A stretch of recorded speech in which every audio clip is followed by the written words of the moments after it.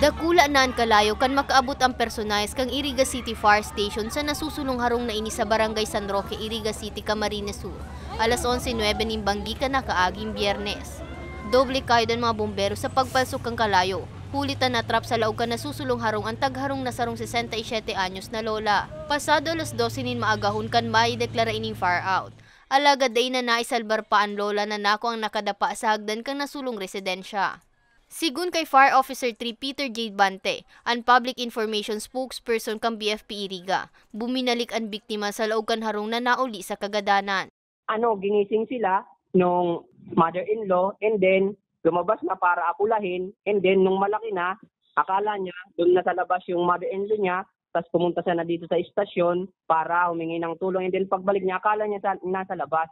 Yun pala po, bumalik po pala sa loob. Uminabot ang kasulo sa ikaduwang alarma na ikinadamay kang 7 kaining kataid na tindahan.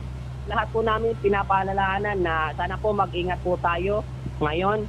Kahit na po diniklara na po niya ang pag-asa na nasala niya po tayo, mag-ingat pa rin po. So, pag-aalis po ng bahay, siguraduhin po na lahat ng nakasaksa, kung hindi naman po gagamitin or kung matagal po mawawala sa bahay, i-switch off na lang po yung switch or ibaba. Sa presente, padagos pang pigaaram kang BFP kung ano ang kausa asing kung sa inagpo ng kasulo, asing kung pirandanyos ang winalat kan insidente.